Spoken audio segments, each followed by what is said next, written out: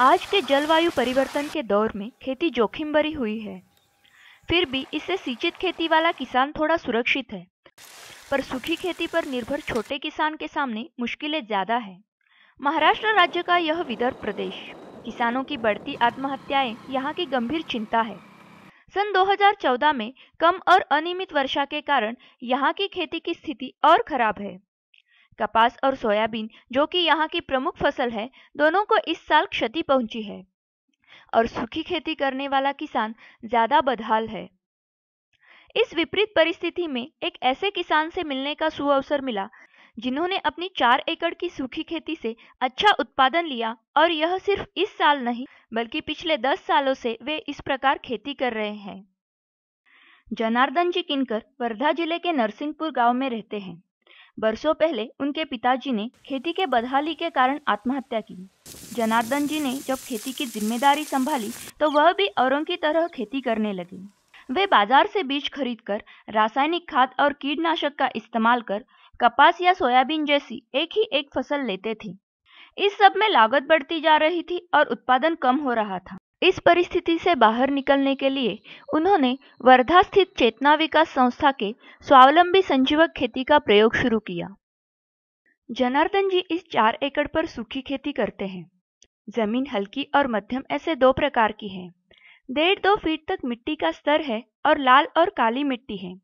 जमीन को 3% ढलान है, इसलिए यहाँ पे चेतना विकास संस्था की मदद से सन 2004 में कंटूर बांध डाले गए और जमीन को 4 हिस्से में बांटा गया, जिससे मिट्टी का संरक्षण हो और पानी जमीन में एक समान रिस जाए तथा लंबे समय तक नमी बनी रहे।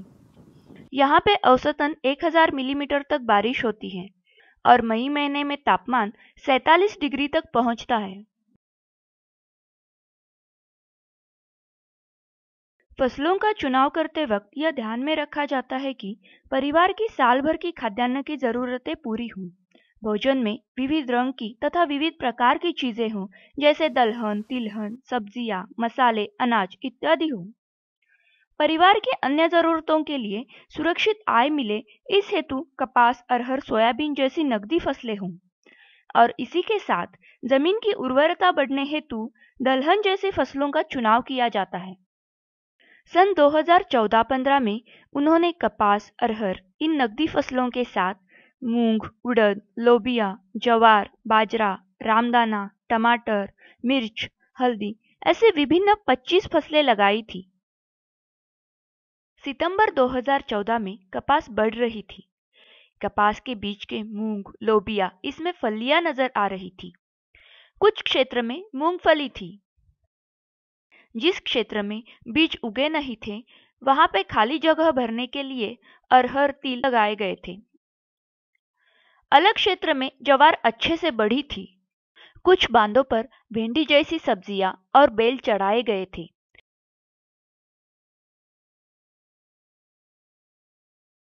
नवंबर 2014 में अंतर फसलें पूरी निकल चुकी थी। अलग से क्षेत्र के ज्वार के दाने घर में आ चुके थे। कपास की उपज मिलने शुरू हुई थी। अरहर फूलों पर था। रामदाना और तिल दाने पर था। बीच बीच में सौंफ, अजवायन भी फूलों पर थे। रोजेला को फूल और फल लग रहे थे। हल्दी अभी बढ़ रही थी। बैंगन, टमाटर जैसी सब्जियां आहार का हिस्सा बन रही थी। जनवरी 2015 में तुअर कट गई थी। कपास की उपज समाप्त हुई थी। अब खेत में सूखा बायोमास फैला हुआ नजर आ रहा था। जनार्दन जी हर साल मई महीने में प्रति एकड़ 1 ट्रॉली गोबर की खाद डालते हैं। इसमें यह देखा जाता है कि सर्वसामान्य किसान रासायनिक खाद पर जितना खर्चा करता है, उतने की गोबर की खाद डाले। इसके अलावा वो किसी भी खाद का या संजीवक का इस्तेमाल नहीं करते। यहाँ पे हमें फसलों का पलवार दिखाई देता है, जैसे कि कपास की फसल में मूंग, उड़द, लोबिया, मूंगफली ऐसे फसलों का पलवार रहता है।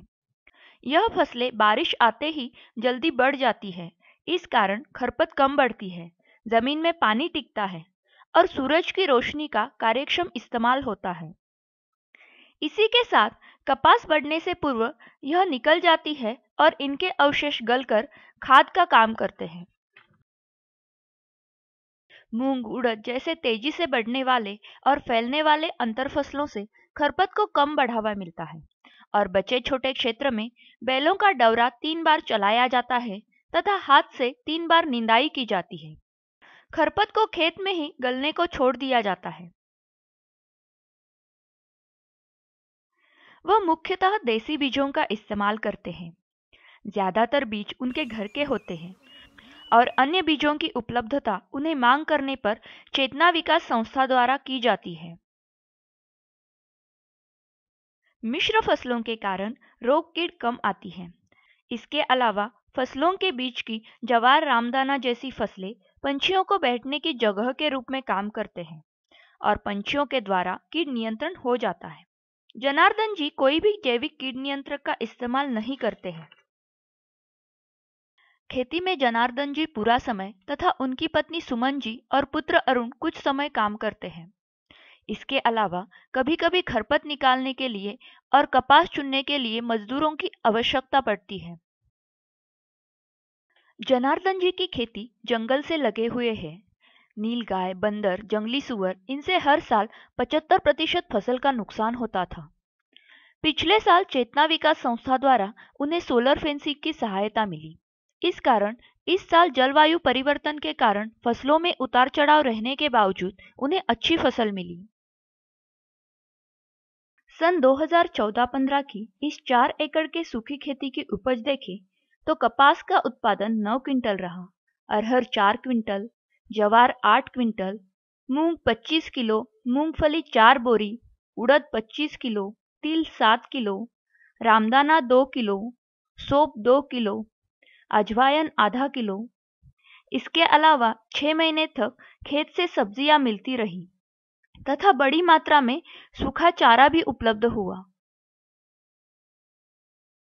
मार्केटिंग हेतु चेतना विकास संस्था की मदद से गांव के 5 किसानों का पीजीएस के अंतर्गत गुट बनाया गया है। इससे उनकी उपज जैविक उपज के रूप में बेची जाती है। जनार्दन जी सन 2003 से इस प्रकार खेती कर रहे हैं। इन 12 साल के उत्पन्न के आंकड़े देखें तो यह स्पष्ट दिखता है कि खेती कभी भी घाटे में नहीं रही, चाहे वो सन 2013-14 जैसा अति वर्षा का साल हो या 2014-15 जैसा कम वर्षा का काल। और तो और पिछले साल तक वन्य पशुओं के कारण 75% फसल का नुकसान होता रहा, फिर भी कभी भी घाटा नहीं हुआ। जनार्दन जी अपनी खुद की मेहनत, घर के बीज, घर के बैल, इन सब की कीमत खर्चे में शामिल करते हैं, तो वस्तुतः ज्यादातर खर्चा यह उनकी खुद की और परिवार की आमदनी है। सोलर फेंसिंग के कारण सन 2014-15 में जनार्दन जी का मुनाफा 3 गुना बढ़ा है। इस साल कुल आय 96,000 तथा मुनाफा 66,000 रहा। आपल्या वडिलांनी जमीन तर विकून सिने कर्ज फिटलं नाही. त्यांनी एक शेत विकलं तरी कर्ज फिटलं नाही. आखरी शेवटी आत्महत्या करावी लागली त्यांना. आपल्याजवळ तर जमीन कमी राहिली आता, तर आपण काय करणार? त्यांच्यासारखी आत्महत्या करावं लागणार आपल्याला बी. तर म्हणून पर्यायी आपण काय रस्ता मोकळा सापडेल आपल्याला, तर म्हणून हे स्वावलंबी सेंद्रिय शेतीचा मला रस्ता सापडला की कृषी सेवा केंद्रावाले सुद्धा मी लोक जसे 50,000 रुपये देत होते, देत आहे आज बी, तर 50,000 रुपये मी सुद्धा देत होतो. तर ते त्यांचं कर्ज तर खंडन नाही व्हायचं, अजून बाहेरील कर्ज राहायचं, पण ते कर्ज खंडन करण्यासाठी हाच प्रयत्न केला की आपल्या जवळचं जे होतं, जोडी होती, हे बाकीचे सोनं होतं, अमकड होतं, ते आपण विकटाक करून त्यांचं कर्ज पहिले फेडलं. कर्जातून मुक्त झाल्यावर दुसऱ्या वर्षीपासून कर्ज घेण्याचं कामच नाही पडलं. मग कारण की आपण स्वावलंबी शेतीकडे आलो, शेतीला लागणारा म्हणजे बी बियाणे खर्च नव्हता लागत, खताचा खर्च लागत नव्हता, म्हणून असं कर्ज होण्याची काही शक्यताच नाही झाली.